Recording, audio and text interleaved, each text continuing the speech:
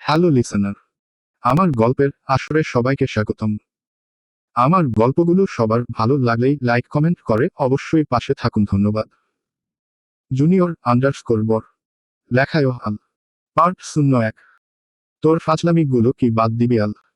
বাবা, আমি আবার কি করলাম? আমি কি করলি মানে? কি করস নাই সেটা বল। বাবা, আরে কি করেছিস সেটা তো বলো আগে।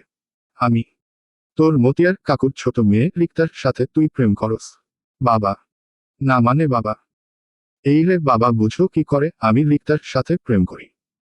তার মানে বাকিটুকু জানে? আচ্ছা ঠিক আছে, রিক্তার সাথে প্রেম করতে বিয়ে দিয়ে দিতাম, কিন্তু ওর বড় বোন রত্নার সাথেও প্রেম করস।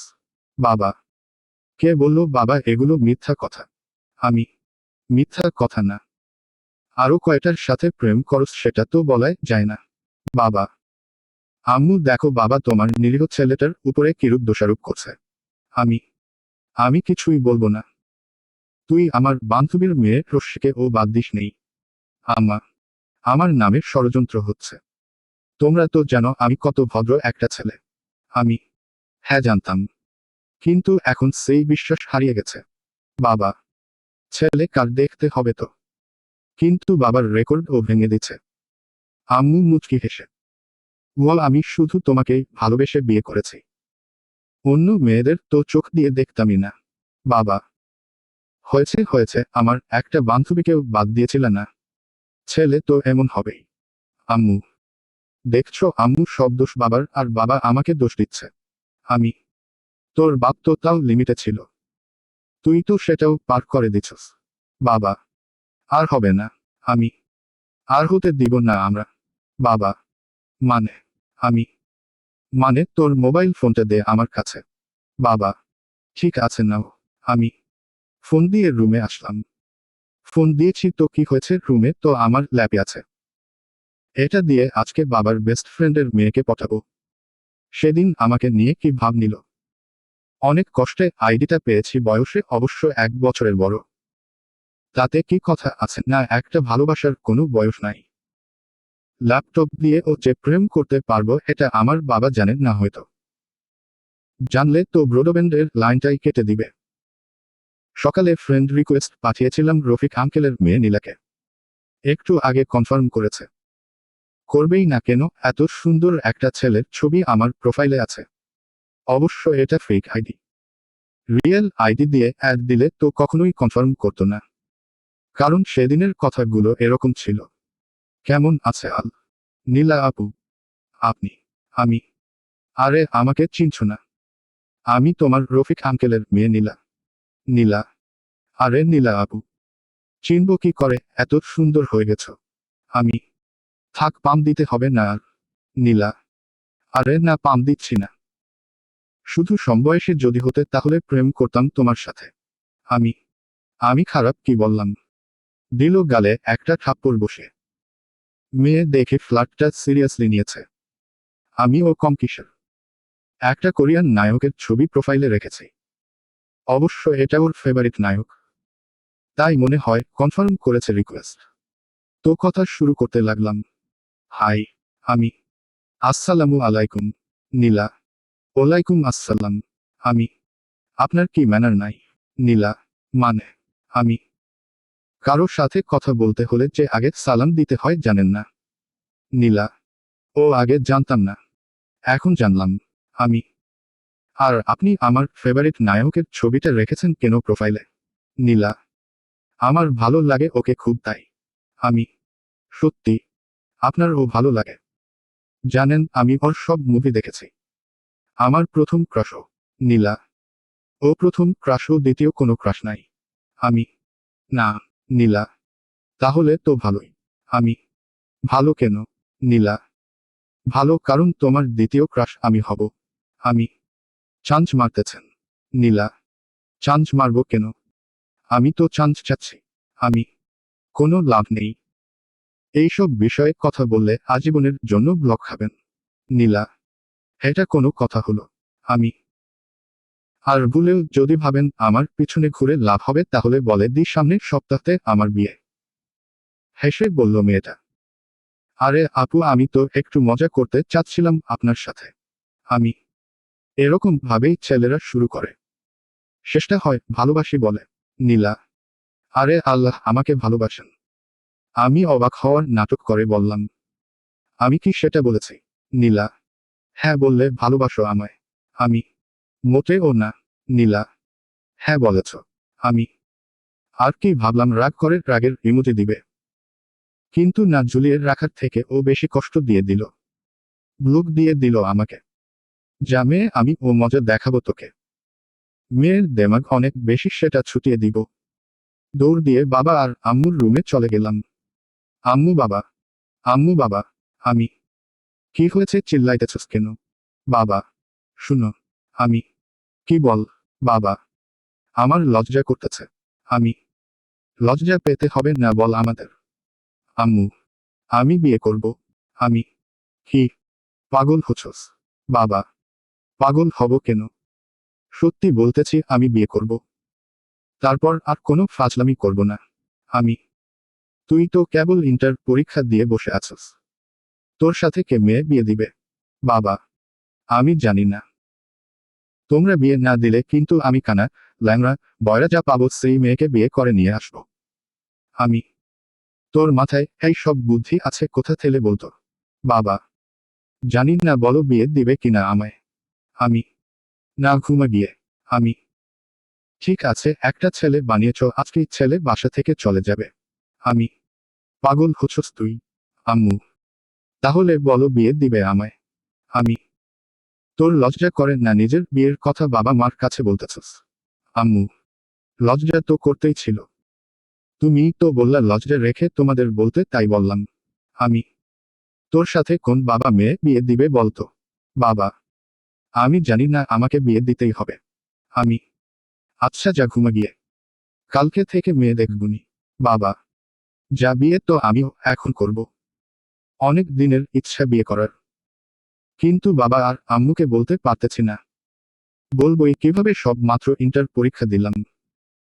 আর এই নীলা আপুর কাজের রাগ বেড়ে যাওয়ায় গিয়ে বলে দিলাম আজকে, পরে কি হবে দেখা যাবে।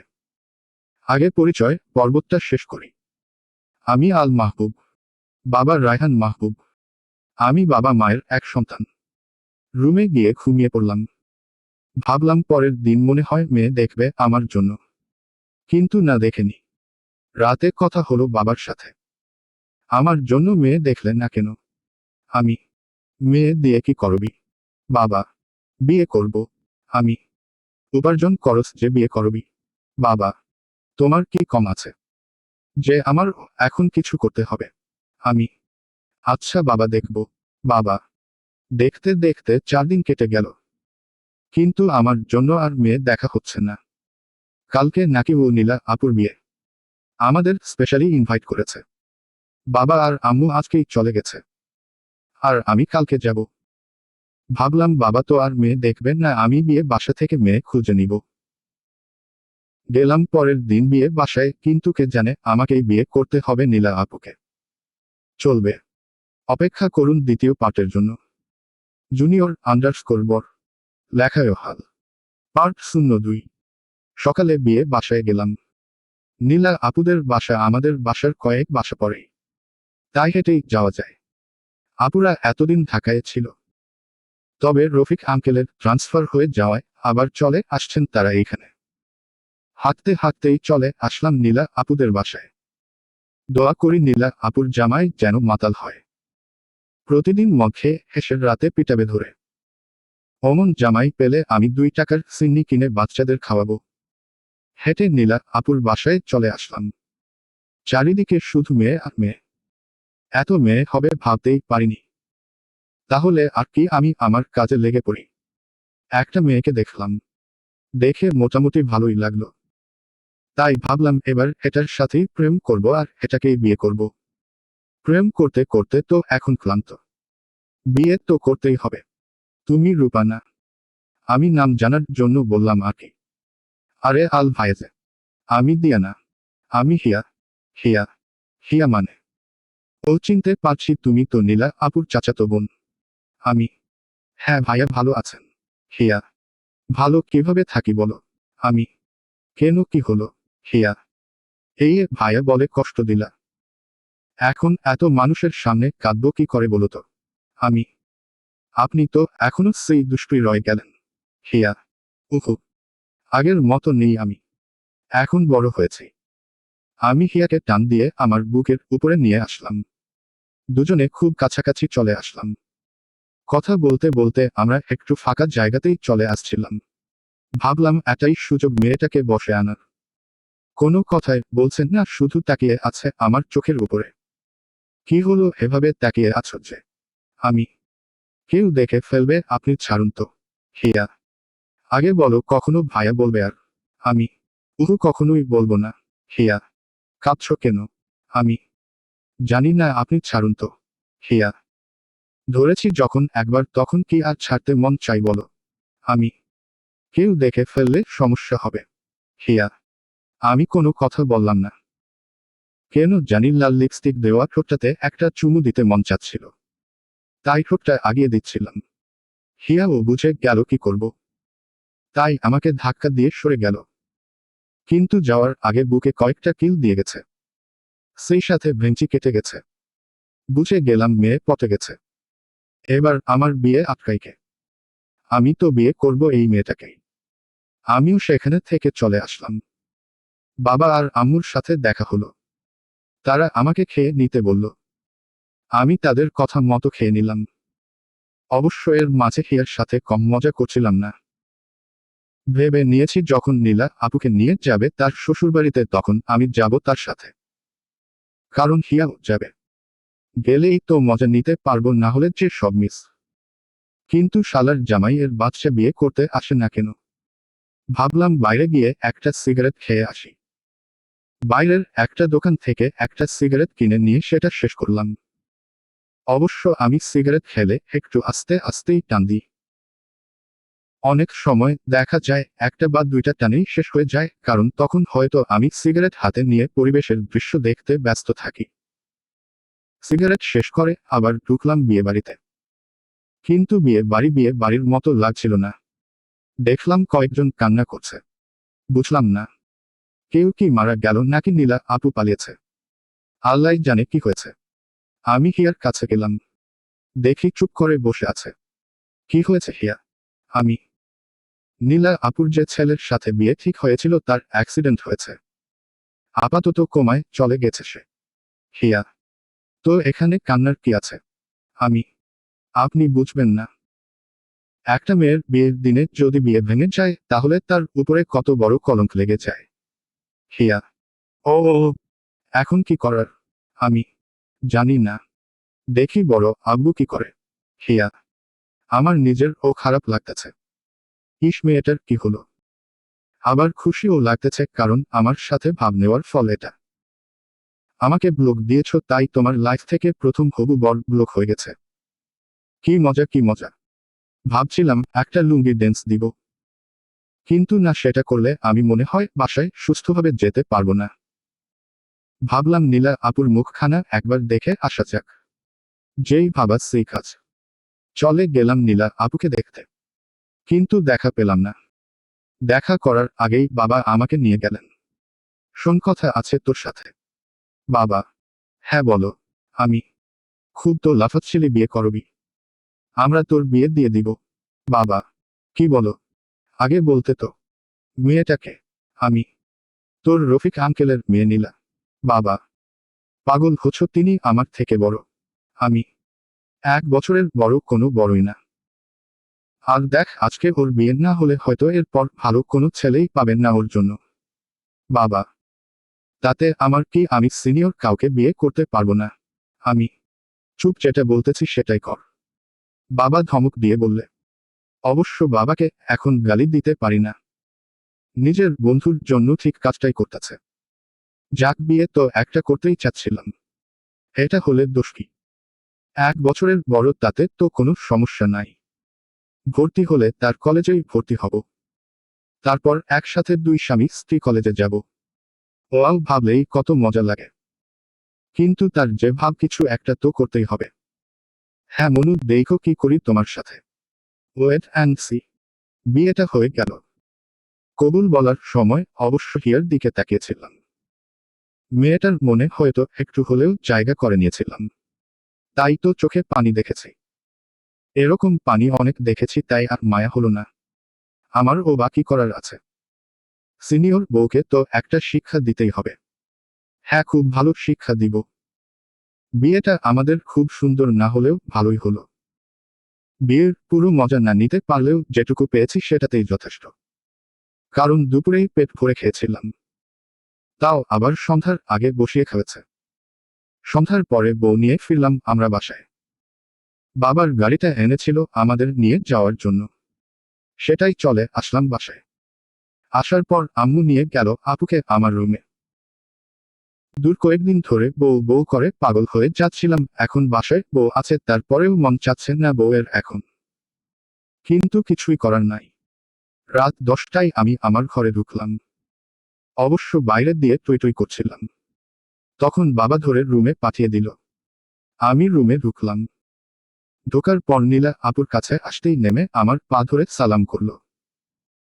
ভাবলো আমি মনে হয় উঠাবো ওকে, কিন্তু না, ওকে ধরলাম না, তাই ও নিজেই উঠে গেল। আর আমি ওকে অবাক করে দিয়ে পাশ কাটিয়ে চলে আসলাম। একসাথে তো এখন ঘুমাবো না, একটু কষ্ট তো দিবই ওকে। আপনারা ভাবছেন সোফায় ঘুমাবো আমি, সেটা আরামদায়ক হয় না। আমার রুমে 2 সেট সোফা, দুটোর ফোমগুলো নিয়ে নিচে বিছালাম। তারপর একটা বালিশ আর পাতলা কাঁথা নিয়ে আমি এসে নিচে শুয়ে পড়লাম। সোফায় ঘুমানোর থেকে এটা অনেক আরামদায়ক। নীলা আপু চুপচাপ দাঁড়িয়ে ছিল, কিছুই বলতে সাহস পাচ্ছে না। ভয় পাচ্ছে খুব ওর আজকে। ভয় পেলেও এই বাসর রাত নিয়ে অনেক প্ল্যান করে রেখেছিল, কত স্বপ্ন দেখত, কিন্তু কিছুই পূরণ হলো না ওর। হবেই বা কিভাবে? আমি যে এসে শুয়ে পড়লাম নিচে। নীলা আপু ভাবছে আমি হয়তো ওনাকে মেনে নিইনি। সেটাই তো আমি চাই, প্রথমে কষ্ট দিয়ে পরে আপন করে নিব। আমি শুয়ে পড়লাম। সকালে উঠে দেখলাম নীলা আপু এখনো শুয়ে আছে।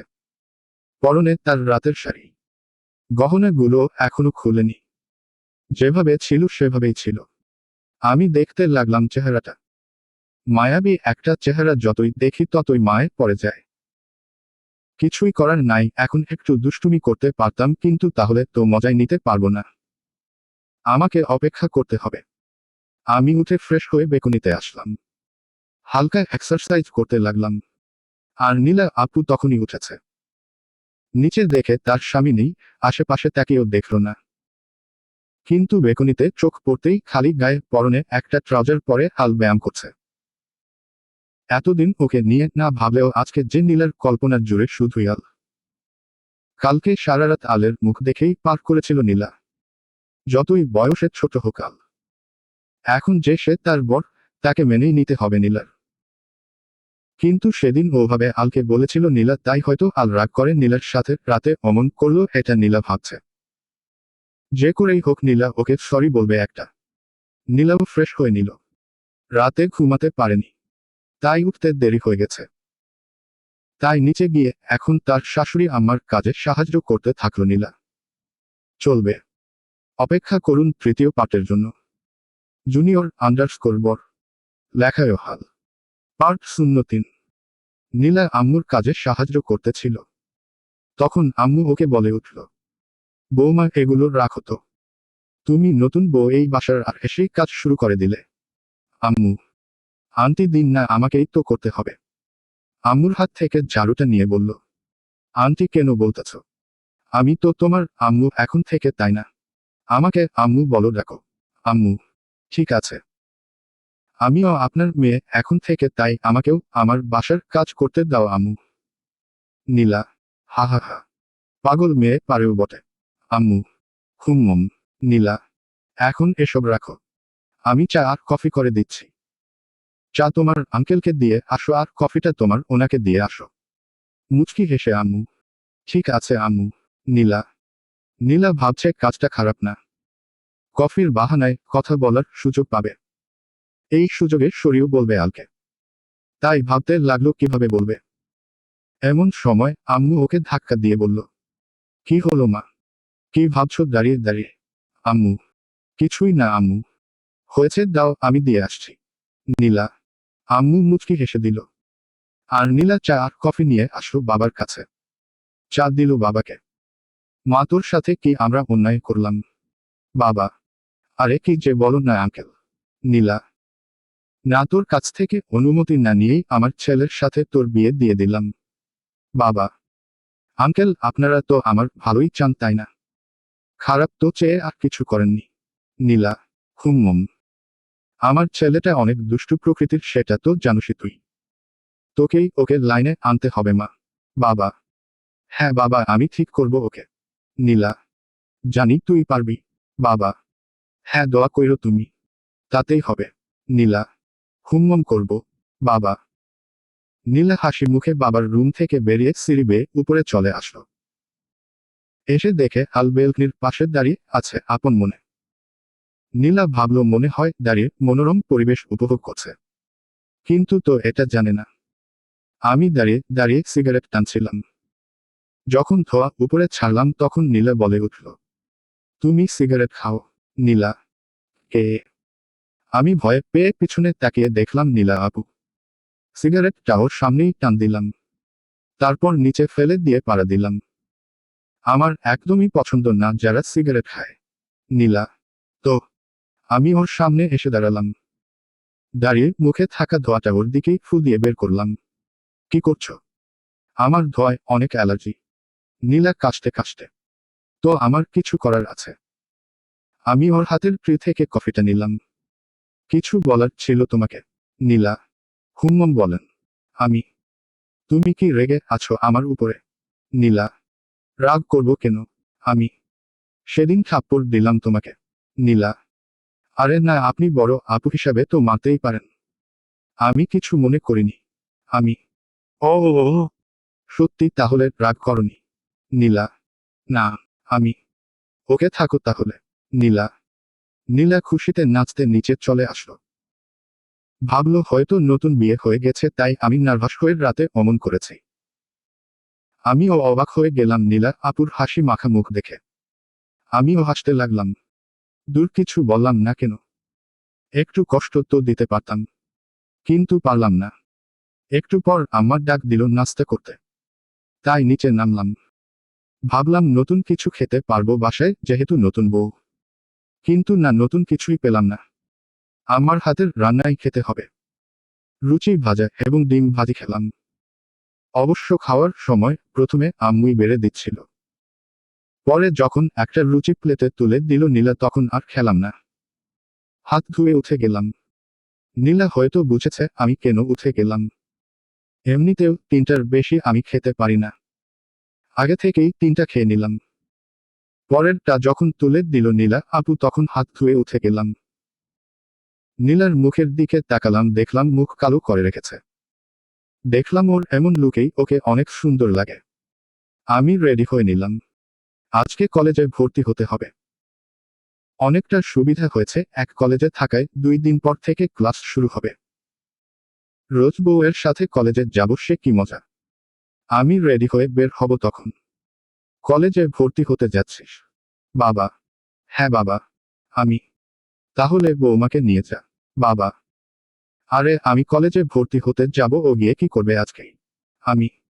তুই নতুন ভর্তি হতেছিস, কিছুই তো জানোস না। তাই বলতেছি ওর সাথে যা। বাবা। সেটার দরকার নাই। আমি একাই সামলে নিতে পারবো। আমি। একদম চুপ। আমি বলতেছি নিয়ে যেতে নিয়ে যাবি। নীলা মা, তুই রেডি হয়ে ওর সাথে যা। বাবা। ঠিক আছে বাবা। নীলা। নীলা খুশিতে উপরে চলে গেল রেডি হতে। আর আমি হা করে দাঁড়িয়ে রইলাম। বন্ধুগুলো দাঁড়িয়ে আছে কলেজের সামনে আমার জন্য। আমি লেট হলে তো আমার কপালে কষ্ট আছে। আমি দাঁড়িয়ে দাঁত কর্মর করতেছিলাম। এই মেয়েটা আসছে না কেন, দূর, ভালো লাগে না। আর এদিকে নীলা ভাবছে, প্রথম দিন নিজের বরের সাথে বের হবে। একটু তো সাজতেই হবে। না সাজলে কি বলবে মানুষ। আমি দাঁড়িয়েছিলাম। বসবো না, এখন বসলে রাগ বেড়ে যাবে। দাঁড়িয়ে দাঁড়িয়ে রাগটা কন্ট্রোল করার চেষ্টা করছি।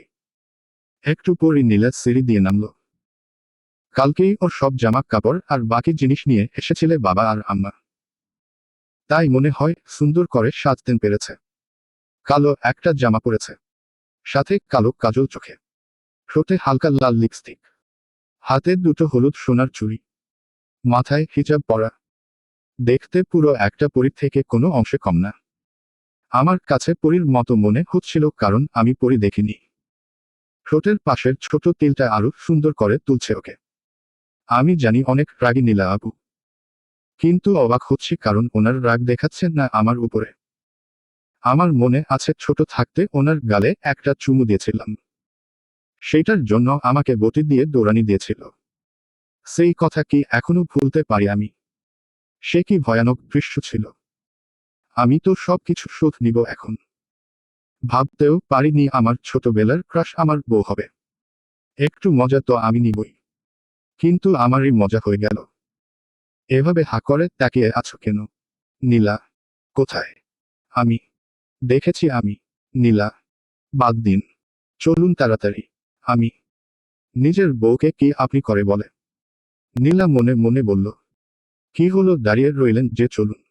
আমি একটা রিক্সা নিলাম, বাইক নিলাম না, কারণ সেইটাই চিপকাচিপকি বেশি হয়ে যেত। পরের রাতে আমারই ঘুম আসতো না, তাই রিক্সাই ঠিক আছে। রিক্সায় করে চলে আসলাম কলেজে। আমার জন্য নতুন না এই কলেজ, কারণ বন্ধুদের সাথে বড় বড় আপুদের দেখতে আড্ডা দিতাম কলেজের পাশের চায়ের দোকানে। এখন তো কলেজের ভিতরেই আড্ডা দিব, কিন্তু সমস্যা তো বউ হয়ে গেছে আমার এখন। বন্ধুরা শুনলে কি বলবে? আমার দুইটাই বন্ধু রানা আর মুগ্ধ, দুজনই আমার কলিজার টুকরা দোস্ত। কখনো ওদের না জানিয়ে কিছুই নাই, কিন্তু বিয়ে যে ওদের না জানিয়েই করেছি এটা জানলে তো আমার খবর আছে। দেখি দূর থেকেই আমাকে দেখে ওরা অবাক হয়ে দাঁড়িয়ে আছে, কারণ আমার পাশে যে এত সুন্দর একটা মেয়ে। আর ওরা ভাবছেন না জানিয়েই হাল প্রেম করলো, আসুক শালা, খবর আছে ওর। আমি আর নীলা আপু দুজনে নামলাম কলেজের সামনে। দুজনেই আমার কাছে আসলো। কলেজ গেটে থাকা বাকি ছেলে মেয়েদের নজর ও আমি কাড়লাম, কারণ এত সুন্দর একটা মেয়েকে নিয়ে আমি এসেছি। কেউ হয়তো ভাবছে এটা আমার গোফ, কেউ ভাবছে আমার বড় আপু। দোস্ত কে রে উনি? রানা। আরে, আমাকে বলতে না দিয়ে নীলা বলে উঠল, তোমরা তো দুজন ওর বন্ধু তাই না? নীলা হ্যাঁ। মুগ্ধ আমি তোমাদের ভাবি হই। নীলা ও, তুই নতুন প্রেম করতেছস আমাদের একবার বলবি তো? রানা মামা, কোনো কথা হবে না, ট্রিট লাগবে। ভাবি আপনি বলেন ওকে ট্রিট দিতে। মুগ্ধ আরে দোস্ত তেমন কিছু না। আমি তেমন কিছু না মানে? ভালো করে বল, না হলে কিন্তু মাইর ঠিকই হবে। রানা আরে তোমরা ভুল বুঝতেছ, তোমাদের বন্ধু আর আমার কালকে বিয়ে হয়েছে। যা দিল মেরে, এইটা যে বলবে আমি বুঝতেই পারিনি। কি? রানা দোস্ত তুই এটা করতে পারলি একবার তো আমাদের বলতে পারতি, একা একাই কাজটা সেরে ফেললি। মুগ্ধ আরে শোন তোরা, আরে এই আপনাকে কি আমি কিছু বলতে বলছি, চুপ করে থাকতে পারেন না? আমি ধমক দিয়ে বললাম, না তোর কোনো কথাই শুনবো না। রানা ওদের একটু সাইডে নিয়ে আসলাম, এনে বুঝিয়ে বললাম কি হয়েছিল। এখন একটু শান্ত হলো। যাক বাবা, বাঁচা গেল। ভিতরে ঢুকলাম, ফর্ম দিলাম তিনজনই। রানা আর মুগ্ধ তো ভাবির সাথে সেই খাতির জমিয়ে ফেলেছে। ওদের এটাও বলেছি নীলা আপু আমাদের থেকে 1 ইয়ারের বড়, তাই বড় আপুর মতোই সম্মান দিতে বলছি, কিন্তু শালা দুইটা সেই প্রথম থেকেই ভাবি ভাবি লাগিয়ে নিয়েছে। ফর্ম পূরণ শেষ করে আমরা চারজন আসলাম সেটা অফিসে জমা দিতে। ও, তোমরা আশেপাশে সব ছেলে দেখে ফর্ম জমা দিবা? নীলা কেন ভাবি? রানা আরে বুঝোস না, আলের আশেপাশ মেয়ে থাকলে ভাবির কষ্ট হবে। মুগ্ধ দেখছস কত ভালো একটা ভাবি পাইছস। রানা হুম্মম, অনেক সুন্দর একটা ভাবি পাইছি আমি। কি? নীলা কিছু না, আমি গেলাম ভর্তি হইতে।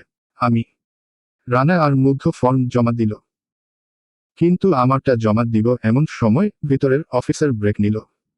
পিছনে অনেকগুলো ছেলে ছিল, আমি লাইন ব্রেক করলাম না, কারণ ওদের দুজনের পিছনেই আমাকে বসতে হবে।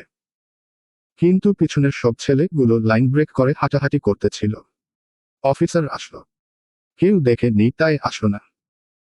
আমি জমা দিয়ে চলে আসবো তখন দেখলাম 3টা মেয়ে এসে তাদের ফর্ম জমা দিল। মানো তারাই আমার পিছনে। কিরে তোর এতক্ষণ লাগলো কেন? মুগ্ধ। আর বলিস না, বুইলা ব্রেকে চলে গিয়েছিল। আমি, ও ও, ও, চল এখন কোনো রেস্টুরেন্টে যাই। রানা, হুম্মম জানোস পিছনের 3টা মেয়ে ভর্তি হয়েছে। আমি, কি? নীলা, আমি তো দেখলাম তোর পিছনে ছেলে ছিল অনেকগুলো। তাহলে মেয়ে ভর্তি হলো কিভাবে? রানা, একটা মেয়ে এত সুন্দর ছিল যে ওকে দেখে সব ছেলেরাই লাইন ভেঙে ওকে আগে যেতে দিচ্ছে। আমি ভর্তি হওয়ার পরই ও মেয়েটা ভর্তি হয়েছে। আমি, ও একদম নজর দিবি না। মুগ্ধ, আমি না দিলাম। সে দিলে তো কিছু করতে পারবো না। আমি দেখলাম নীলা আপুর রুচির মতো ফুলতে ছিল।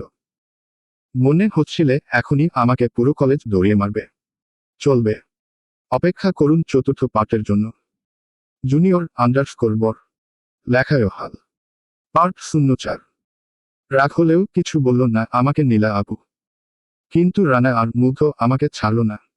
ওদের নিয়ে রেস্টুরেন্টে যেতেই হলো।